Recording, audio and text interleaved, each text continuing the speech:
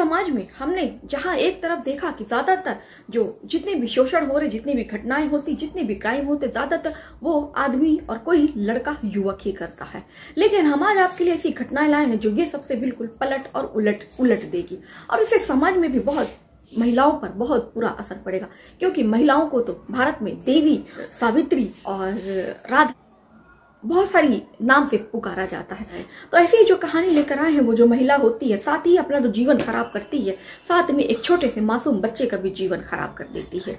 और साथ ही जो उसके दो छोटे छोटे मासूम बच्चे होते हैं उनकी क्या गलती होती है, उनका भी वो जीवन साथ में खराब करती है। और अपने पति जो मतलब पूरा हंसता फुसता जो परिवार होता है उस औरत की वजह से कैसे बिखर जाता है और बिल्कुल रोड पर आ जाता है। तो चलिए ऐसी ही सच्ची घटना हम आपके लिए लेके आए हैं। तो आदाब, श्रुति का नमस्कार। हाजिर हूं मैं हाईवे क्राइम तक में आपके साथ। उम्मीद है हाईवे क्राइम तक का परिवार स्वस्थ और मस्त होगा और अपना ख्याल रख रहा होगा। इस समाज में आए दिन जिस तरह की बुराइयां फैल रही हैं उससे अपने बच्चों को ज्यादा सतर्क और सावधान करना चाहिए। तो आज की जो घटना हम लेके आए हैं वो बिहार की घटना है, बिहार राज्य की घटना है। बिहार राज्य में एक परिवार होता है, जो परिवार काफी खुशी होता है। परिवार में एक पिता होते हैं, की होती है वो मृत्यु हो जाती है। जब मृत्यु हो जाती है तो एक छोटा सा उसमें लड़का होता है जिसकी उम्र होती है मात्र 14 से 15 वर्ष की। अब वो लड़के के ऊपर सारी, जब उसके पिता मर जाते हैं तो लड़के के ऊपर सारी जिम्मेदारी आ जाती है। अब लड़का छोटी सी उम्र में, उसको समझ में नहीं आता है कि वो क्या करे। फिर वो पहले बिहारी जिले में पहले वो काम करता है। फिर वहां पे जो वो 1 साल काम करता है, क्योंकि उसको वहां पे इतनी आमदनी नहीं मिल पा रही थी कि वो अपने जो परिवार है उसका भरण पोषण कर सके अच्छी तरीके से। तो फिर वो एक दोस्त की सलाह से वो चेन्नई जाता है।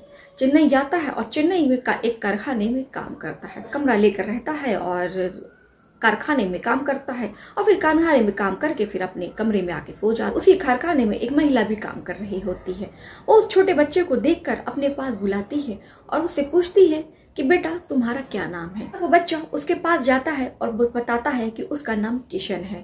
फिर उससे पूछती है कि बेटा तुम इतनी कम उम्र में यहाँ कारखाने में काम कैसे कर रहे हो। तो वो बताता है कि उसके परिवार में कोई भी कमाने वाला नहीं है और उसका जो उसके जो पिताजी की हाल ही में मृत्यु हो गई है। तो ऐसे में अब उसके परिवार की जिम्मेदारी और खर्चा कौन उठाएगा। तो उसे लगा कि क्यों ना वो कमाने की कोई उम्र या सीमा नहीं होती है और परिवार का जो बोझ है वो उसके ऊपर अब आ जाता है। तो उसे कुछ और नहीं सोचता है, फिर वो कमाने इतना दूर चेन्नई आ जाता है। वो जो बच्चा था काफी मेहनती था और काफी ज्यादा पारिवारिक था, क्योंकि उसके पर अभी से इतनी कम उम्र में परिवार का बोझ आ जाता है। अब उसे अपने परिवार का बोझ उठाना था और अपने जो उनकी माता होती और जो छोटे भाई बहन होते उनका भरण और पोषण करना था। तो फिर महिला उससे बात करती है और बताती है, दरअसल जो महिला होती है उसका नाम मोहिनी होता है और उसकी जो उम्र होती है वो 45 साल होती है। फिर मोहिनी बताती है कि बेटा कोई बात नहीं, यहाँ पर तुम अपने आप को अकेला नहीं समझो, मैं तुम्हारी मामी हूँ तो मुझे मामी कहकर बुलाया करो। फिर वो उससे फिर बातचीत शुरू हो जाती। फिर उस बच्चे को भी लगा कि इतने अनजान शहर में कोई मेरा अपना नहीं है, कोई मुझे प्यार करने वाला, माँ जैसा कोई मेरा अपना मिल गया। अब ऐसे में जो बच्चा होता है वो काफी खुश था। फिर वो जो मोहिनी थी, फिर उसको बात करके फिर वो उसको अपने घर पे लेके जाती है कि चलो मैं तुमको अपने घर पे लेके जाती हूँ, तुम वहीं खाना खाना और खाना खाने के बाद तुम चले आना। और फिर वो जो महिला होती है वो अपने उसको घर लेके जाती है और वो जिसके 2 छोटे छोटे बच्चे होते हैं उनसे मिलाती है। वो बच्चा उनसे खाना खाता है, फिर उन दोनों बच्चों के साथ खेलता है। फिर वो जो मोहिनी के पति होते हैं, शाम में जब वो ऑफिस से काम करके आते, पति का नाम रामलाल होता है। रामलाल से भी वो किशन को मिलवाती है और बताती है इतना छोटा सा बच्चा यहाँ पे चेन्नई में मेरे ही कारखाने में काम करता है और यहीं कमरा लेके रहता है। तो मैंने भी सोचा कि क्यों ना छोटा सा बच्चा है उसको अपने घर ले आए और उसे घर जैसा माहौल दे और लाड प्यार दे। तो उसका जो पति होता है वो कहता है मोहिनी से कि तुमने बहुत अच्छा सोचा है, तुम्हारा बहुत अच्छा विचार है। सही बात है, उसको एक परिवार मिल जाएगा और काफी अभी वो उम्र में छोटा है तो ऐसे में उसको एक परिवार मिल जाएगा। और तो फिर इसी तरह जो बच्चा होता है खाना वाना खा के रात में सो जाता है। फिर जो मोहिनी होती है, जब वो बच्चा सो रहा था तो मोहिनी उसके कमरे में जाती है और फिर उसको छूती है। जब उसको वो इधर उधर उसके अंग को छूने की कोशिश करती है, फिर वो जो बच्चा होता है छटके से उड़ जाता है। फिर वो कहता है कि आप ये मेरे साथ क्या कर रही हैं। तो मोहिनी कहती है कि चुप हो जाओ, लेटे रहो, हाँ तुम्हें अभी अच्छा लगेगा धीरे धीरे। तब वो जैसे ही उसको छूती तो उस बच्चे को भी धीरे धीरे अच्छा लगने लगता और वो बच्चा कुछ नहीं बोलता। फिर वो जो बच्चा था और जो मोहिनी थी उसके साथ शारीरिक संबंध बनाती है और बच्चे को भी फिर अच्छा लगने लगा था, तो बच्चा जो है वो कुछ भी नहीं कहता है। फिर ऐसा ही होता है। फिर वो बच्चा वो सुबह को अपने घर चला जाता है। आए दिन वो उस बच्चे को बुलाती, 14 साल के बच्चे किशन को बुलाती और उसके साथ शारीरिक संबंध बनाती। फिर ऐसा ही एक रात उसने किशन को बुलाया हुआ था और खाना पीना खा के दोनों एक कमरे में संबंध बना रहे थे। तभी जो किशन लाल मोहिनी का पति होता है किशन लाल, वो अचानक घर में आ जाता है और वो दोनों को अर्धनग्न अवस्था में देख लेता है। फिर तब तो लेकिन जो वो समझदारी दिखाता है रामलाल और कुछ कहता नहीं है। फिर वो मोहिनी को और वो बच्चे को अपने पास बुलाता है और दोनों को समझाता है कि फिर मोहिनी से कहता है कि देखो ये बच्चा तो अभी छोटा और नादान है, इसको मैं क्या कहूँ, लेकिन तुम इतनी बड़ी हो, तुमसे मुझे ये उम्मीद नहीं थी। वो कहता है कि देखो ये चीजें सही नहीं है, इस बच्चे की उम्र देखो और अपनी उम्र देखो, ये सही नहीं है, इसका गलत बच्चे पर प्रभाव पड़ेगा, बच्चे का फ्यूचर मत खराब करो। वो अब इतनी दूर से अपने माँ का और अपने भाई बहनों के लिए कमाने आया है, उसे इसी काम में लगे रहने दो। फिर वो जो होता है महिला होती है उसका पति उसको समझा देता है। फिर वो सब अपने काम में व्यस्त हो जाते हैं। लेकिन जो महिला होती है कहीं ना कहीं वो हवस की शिकार हो चुकी थी और बिल्कुल कहते हैं ना वो अपने पति के समझाने पे तो हाँ हाँ कर देती। कारखाने में मोहिनी काम कर रही थी और किशन भी काम कर रहा था। तभी उसके पति का, मोहिनी के पति का किशन लाल का फोन आता है और कहता है आज मुझे बहुत देर हो जाएगी तो मैं ऑफिस के पास यही अपने दोस्त के रूम पे रुक जाऊंगा, तो आज मैं नहीं आ पाऊंगा। तो फिर ऐसे में जो मोहिनी होती है, फिर वो ऐसे में मोहिनी जो वैसे भी हवस की भूखी थी और वो कहते हैं ना जिसको एक बार हवस का शिकार लग जाए तो फिर उसको कुछ समझता, उसे कुछ समझ नहीं आता और उसे कुछ भी पता नहीं चलता कि क्या सही है और क्या गलत है। फिर वो जो मोहिनी थी फिर वो किशन को लेकर अपने घर जाती है और फिर दोनों खाना पीना खाते हैं और फिर एक दूसरे से फिर वो जो किशन होता है फिर उसके साथ शारीरिक संबंध बनाती है। करीब 6 बजे का वक्त था जब ये दोनों फिर एक दूसरे से संबंध बना के बिल्कुल अर्धनग्न अवस्था में लेटे हुए थे। तो फिर जब उसका पति किशन लाल इस बार देखता है तो उसको काफी गुस्सा आता है और फिर वो मोहिनी से कहता है कि देखो तुम्हें ये सब करना सही नहीं, या तो तुम ये सब चीजें छोड़ दो या मैं तुमको खुद छोड़ दूंगा। और सब कह देती है कि मैं किशन को नहीं छोड़ सकती, अगर तुम्हें लगता है कि तुम मुझे छोड़ना चाहते हो तो छोड़ के जा सकते हो, जो तुम्हारे बच्चे हैं उसको भी लेकर तुम चले जाओ, हमें तुम्हारी कोई जरूरत नहीं है। पति भी कहीं ना कहीं समझ चुका था कि जो उसकी पत्नी है वो बिल्कुल हवस की भूखी और नंगी हो चुकी है और वो अब मैं से कितना भी समझा लूं, लाख समझा लूं, वो मेरी बात नहीं मानेंगी। फिर उसे लगता है कि अगर मैं इसको छोड़ के चला जाऊं कुछ दिन के लिए तो शायद मोहिनी वक्त के रहते सुधर जाए और सही हो जाए।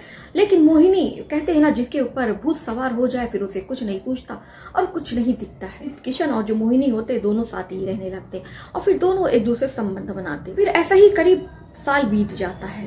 मोहिनी को समझ आती है और ना ही ये बात किशन को समझ में आती है कि ये जो हम दोनों कर रहे हैं ये काफी गलत कर रहे हैं। मोहिनी, किशन और जो मोहिनी होते दोनों साथ रहने लगते। लगभग 1 साल दोनों साथ रहते हैं। फिर 1 साल रहने के बाद दोनों एक दूसरे संबंध बनाते। फिर जो मोहिनी थी फिर उससे मोहिनी साल भर के बाद उस बच्चे से कहती है कि तुम मुझसे शादी कर लो। फिर वो बच्चा काफी हैरान और परेशान हो जाता है कि अभी तो मात्र मेरी उम्र 15 साल की है, मैं इससे शादी कैसे कर सकता हूँ, वो भी ये मेरे से उम्र में इतनी बड़ी है, मेरी माँ के समान है, 45 साल की है। फिर वो लड़का उसे सीधे साफ मना कर देता है कि मैं ना मेरे घर वाले मानेंगे इस रिश्ते को, और मैं तो अभी छोटा और बच्चा हूँ, यहाँ पे कमाने आया हूँ, मेरे गाँव में घर समाज में लोग मुझको क्या कहेंगे और मेरी माँ को भी क्या कहेंगे, मैं आपसे शादी नहीं कर सकता, आप अपनी उम्र देखिए और मेरी उम्र देखिए। फिर वो महिला काफी गुस्से में आ जाती है और उस बच्चे को काफी बुरा भला कहती है और कहती है कि जब तुम संबंध में से बना रहे थे तब तुमको नहीं लग रहा था कि तुम एक बच्चे हो, अब जब शादी करने की बारी आई तब तुम कह रहे हो कि तुम एक बच्चे हो। फिर वो जो बच्चा कहता है कि मैंने आपसे तो मना किया था कि आप ये मेरे साथ क्या कर रही हैं, पर आपने ही मेरे से धमकी दी कि चुप रहो। उसके बाद फिर मैं करता तो क्या करता, ये मेरी मर्जी से नहीं हुआ, आप जो भी आपने किया वो अपनी मर्जी से किया है। फिर वो जो महिला होती बार बार उससे शादी का, जब भी उससे संबंध बनाती उससे शादी का दबाव डालती। अब वो जो छोटा बालक था वो अब काफी परेशान और बिल्कुल हैरान हो चुका था, वो अब करे भी तो क्या करे। खाने से लौटता है तो बाजार से तेज धार एक चाकू अपने साथ ले आता है और फिर जब महिला रात में उससे संबंध बनाने जैसे ही जाती है और फिर उसके बाद से वो जो चाकू निकाल कर उसका उसको तेज तेज उस पर तेजी से वार करता, और जब तक वार करता जब तक मोहिनी मर ना जाती। फिर वो जल्दी से अपना हाथ वाथ धोता है और अपने कमरे पर चला जाता है। पड़ोस के लोगों को खबर मिलती है तो वो एक एक करके मोहिनी के घर में जाते हैं और काफी जमावड़ा इकट्ठा हो जाता है। फिर पड़ोस के ही लोग पुलिस को खबर देते हैं कि ऐसी ऐसी घटना घटी है। तो फिर पुलिस मौका वारदात पे पहुंचती है, उसको पोस्टमार्टम के लिए भेज देती है और फिर वहां पे जांच पड़ताल करती है कि आखिर में इस महिला का कत्ल किसने किया। फिर उसी दौरान उसके पति को फोन जाता है और उसके पति को वो बुला के उससे पूछताछ करते हैं और शक के घेरे में लेते हैं। तो पति होता है सब कुछ सच बता देता है कि ऐसे ऐसे मेरी पत्नी थी जिससे मैं 1 साल पहले ही अलग हो गया था अपने बच्चों को लेके। मेरी पत्नी को हवस की लत लग गई थी, वो भी एक 14 साल के बच्चे से। मैंने बहुत समझाया लेकिन जो मेरी पत्नी है वो कुछ भी सुनने और मानने को तैयार नहीं होती थी। ऐसे में मैं उसे 1 साल पहले ही छोड़कर चला गया था। फिर वो जो पुलिस होती है वो उस किशन को कारखाने से गिरफ्तार करती है और लाकर जैसे किशन को गिरफ्तार करती है कि किशन डर से सब कुछ जो सच्चाई होती वो उगल देता है। किशन कहता है कि मैं क्या करता, वो जो महिला थी पहले तो मुझसे जबरदस्ती संबंध बनाती है और फिर उसके बाद से जब मैं कुछ कहता हूँ तो फिर वो मुझे डराती है, धमकाती है और मेरे से इसी तरह 1 साल संबंध बनाती रही और धीरे धीरे मुझे भी उसका संबंध बनाना बहुत अच्छा लगता तो मैं भी उसके साथ फिर संबंध बनाता। और लेकिन फिर वो महिला मुझसे शादी की जिद करने लगी और मुझे बार बार शादी के नाम पर टॉर्चर करती, परेशान करती और ऐसे में मुझे अपने घर परिवार की जिम्मेदारी संभालनी थी और मैं उस महिला से शादी नहीं कर सकता था कि घर समाज और मेरे घर वाले वो क्या कहेंगे। तो इसे मुझे कुछ नहीं समझ में आया कि मैं क्या करूं। तो जो पुलिस वाले होते हैं बच्चे की बात सुन के उसे बाल सुधार गृह में भेज देते हैं और जो महिला होती है फिर उसका अंतिम संस्कार कर दिया जाता है। दोस्तों आपको ये हमारी कहानी आज की कैसी लगी आप हमें कमेंट बॉक्स में करके जरूर बताइए।